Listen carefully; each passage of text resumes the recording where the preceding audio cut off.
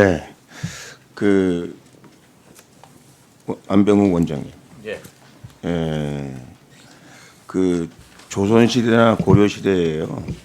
지금 광화문 집회나 서초동 집회 같은 그런 집회가 있었습니까? 예, 비슷한 집회들은 있었습니다. 아, 그렇습니까? 이렇게 많은 군중들이 모여서 뭐 어떤 류의 집회입니까? 나라에 그 호소할 일이 있었을 때, 네, 그다음에 상소문 올리고 할 때 어느 정도 규모의 사람이 모이는 모르지만 그런 집회가 더러 있었고, 네, 상소문 같은 경우에는 10,000명에 해당되는 분들이 상소를 했기 때문에 네. 동원된 숫자가 당시로서 굉장히 주로 양반인가요? 양반들은 상소문을 올릴 수 있지만 일반 평민들은 상소문을 올릴 수가 없어서 임금이 행차할 때 옆에 구경 나왔다가 여러 가지 방법으로 자기 하소연 호소하는 경우들이 있습니다. 그러면 이런 형태의 그 집회가 고려 시대나 조선 시대도 있었다 이렇게 자주 있는 건 아니지만 하여간 있었다 이렇게. 고려 시대까지는 모르겠지만 조선 시대는 자주 있었다. 예, 있었습니다. 후반에 질문하겠습니다. 우리 대교 회장님께 지금 그 조국 사태를 보면서요, 그 교육적인 관점에서만 좀 보겠습니다. 입시 제도가 무지하게 복잡하잖아요, 그죠? 그리고 그 입시 제도를 감당하기에 18살 난 고3 학생이 그거를 입시 제도를 자기가 이해하고 또 자기에게 유리하게 적용하고 하는 게 가능하다고 생각하십니까? 저는 아무리 봐도 모르겠더라고요. 아들 셋이 아들 딸 다 가는데 맨날 집에서 야단 맞아요. 선생이라는 친구가 왜 그런 걸 모르냐고. 근데 너무 복잡하고 힘들어요. 제가 드리는 말씀은 이렇게 되면은 결국은 반칙과 불공정이 판칠 수밖에 없는 입시 제도가 된다 이렇게 생각합니다. 동의하십니까? 예, 입시 제도가 복잡하다는 거는 예, 같은 생각입니다. 예, 아무리 바뀌어도 제가 보기에는 이렇게 바뀌어 가지고는 제가 보기에 그 고등학생이 스스로 고등학교 3학년 학생이 스스로 자기 진로를 결정하고 물론 뭐 선생님들이나 가족으로부터 컨설팅은 받아야 되겠죠. 하고 자기에게 맞는 그 과정을 찾아 나가는 그런 어떤 자기 인생 행로에 있어서 중요한 결정들을 내리는 그런 트레이닝조차 할 수 없는 가족 전체가 달라붙어서 어느 학교를 어떻게 가고 점수를 어떻게 올리고 하는 그런 과정을 우리가 보는 것 같아서 굉장히 씁쓸하다는 말씀을 드리고, 제가 이 말씀을 드리는 것은요, 우리 대학이 지금 대학 교육 제가 보기에는 참 걱정이다. 우리 대학의 경쟁력이 우리 대한민국의 경쟁력이라고 생각을 하는데 대학의 가장 큰 문제점은 제가 보기엔 자율성 결여다 이렇게 생각합니다. 제가 서울대학교 총장에게도 물어봤어요. 교육부가 무서워서 마음대로 못한대. 뭐 하기만 하면 무슨 제재하고 뭐하고 본인들은 총리급이라고 그러면서 실제로 교육부 무서워서 저 뒤에 앉아 계신 감사관 무서워서 뭐 꼼짝을 못한대요. 뭐 이렇게 제재하고 저렇게 제재하고. 이제 제가 보기엔 우리 대한민국 교육이 살려면 교육부 회장님께서 그냥 가만히 계시면 안 돼요. 모든 대학이 왜 입시를 교육부가 정하는 대로 합니까? 학교에서 정하는 대로 해야죠. 교수들의 총의를 모아서 총장이 우리 학교는 앞으로 이렇게 하겠다. 뭘 30%를 해라. 수능을 뭐 어쩌게 해라.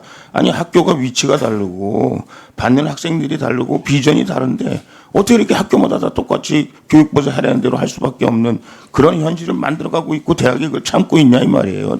제 말은 그게 제일 큰 걱정이다 이 말입니다. 자율성 중 아니 교육부라는 거는 대한민국처럼 이렇게 비대한 교육부가 어디 있습니까? 도와주는 거 아니겠습니까? 도와주는 거 교육을.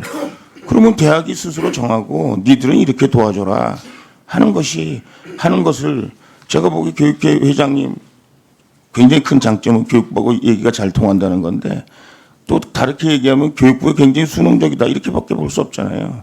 제가 보기엔 그렇게 돼서는 안 된다. 이게 대한민국을 살리고 대한민국 교육을 살리는 데 있어서 지금은 세계 대학 무슨 랭킹도 나오고 막 그러잖아요.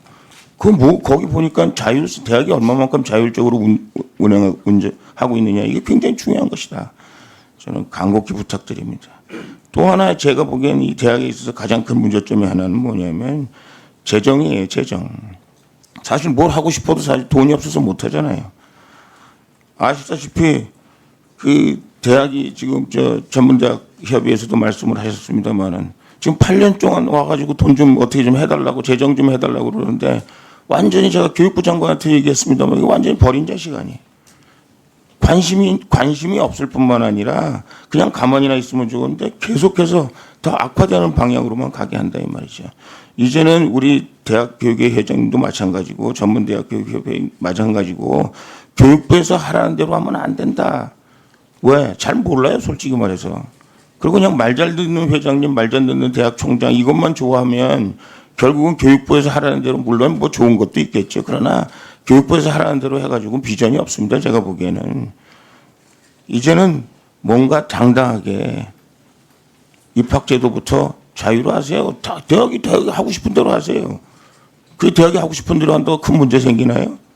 제가 보기엔 더 다양한 학생들을, 독창적인 학생들을 자기의 미래를 찾아가는 그 학부형이 달라들어서 뭐 조국 사태처럼 달라들어가지고 뭐 상장 만들고 뭐 만들고 하지 않아도 학교에서 뽑을 수 있는 그런 시스템이 마련되고 학생이 성공할 수 있는 그런 대학을 저는 만들 수 있다고 생각하고 그것이 대학의 경쟁력이고 결국은 그것이 대한민국의 경쟁력이다. 저는 감히 그렇게 생각합니다. 그러니까 우리 대학교육회 회장님 또 우리 전문대학교육회 회장님 제가 드릴 말씀 정말 저도 교육자 한 사람으로서 피투하는 심정으로 드리는 말씀이니까 좀 강력하게 촉구를 하세요. 말하세요. 조국 사태가 얘기하고 있잖아요. 이거는 안 된다. 이런 말씀을 제가 드리고 싶습니다. 제가 저 전문대학에 근무한 경험이 있어서 전문대학에 대해서 뭐 여러 가지 얘기를 합니다만 왜 이렇게 힘든데 교육부에서 왜 이렇게 안 들어줍니까? 교육부 장관한테 제일 지금 사각지대가 이른바 전문대학인데 왜 전문대학에 대해서 이렇게 관심이 없냐 이렇게 얘기하고 왜 이렇게 안 들어주는 거예요? 관심이 없다기보다는 이제 이 일을 하려고 하면은 자리가 이제 중요합니다. 전문대학 정책 하나밖에 없습니다. 전문대학 업무를 처리하는. 그러면은 이제 고등교육 정책실이 있고 또 그 정책관이 세 분이 있지 않습니까?